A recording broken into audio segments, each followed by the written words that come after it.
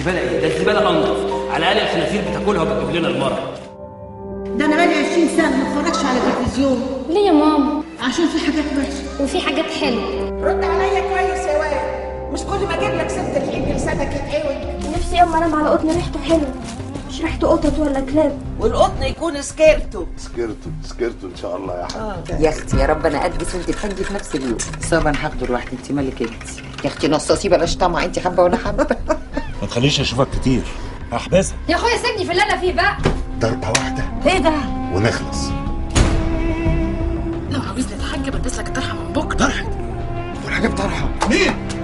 روح شوف لك سيجاره اصطبح بيها. منين يا حصره دي بقت مشفره؟ برشام احنا مش لاقيين نركب فيها يابا. ريحه الحشيش ضربه في البيت كله. بتشرب حاجه؟ لا ربنا يابا. يا اخوانا خفوا شويه، البيت فيه بنات. عصابه. الحشيش حرام طبعا حرام. طب والقتل؟ الميت بتتقطع كل سنه في الدنيا الا الصدقه وولد صالح يدعين. يا حبيبي يابا. كلها ياما كل راكب الهوا. بالسلامه يا سيد. بتعملوا ايه في امبول الطلق ده كل يوم؟ امي بتولد يا دكتور. امك بقالها سنه بتطلق. ستك وجدك اتعرفوا على بعض في الفيسبوك. اصل الواد جابر ده فتح النت مرات، البلد كلها باظت يا ابني، يعني جت على عيالي. اقول لك صلاح حاف كده يعني؟ اديكي قلتيها اهو، شك الدبوس. هي فين؟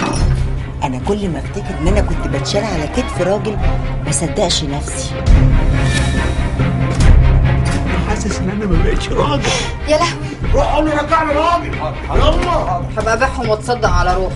مد يا باشا. اسمع صوت الحبس عشان تهاين. نفسي انك تشتغل اي حاجه، اي حاجه. استنى بس، انت واخدني على فين؟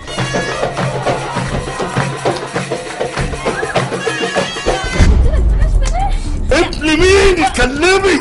النبي تنولها لي يا رب. انت اللي حطيت مشاعرك كلها في حبايه من غيرها ما تقدرش تحس انك بني ادم.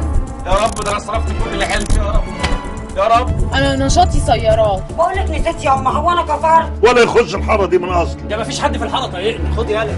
اقعد يا اخويا، ما توسخش ايدك، اقعد. لا يلا والله وحياة ابويا هو كلامه بقى. يا بنتي ده ياما لقوا عيال في الزباله وودوهم الملاجئ. ما تخافش يا دكتور. انجز، هاخد الحاجه. اي كبسه ارفع ايدك، ملناش فيه. مالك ياما مش حقنا. وانا خلاص اتكسحت. ده انت الخير والبركه برضه. انت طلعت داهيه. امال ايه؟ ما كلها ماشيه كده. والمطالبه بالحق لازم يكون فيها قوه. مش هرتاج مش هرتاج، احنا كده الصوت الواضح. يا اخويا ما تخافش على اختك، تشرف في اي حته تروح. كل يوم جايبه اجلي اول باول.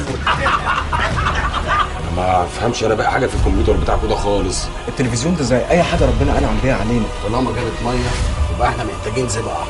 يكونش نغه ولا هيخطفوه هناك.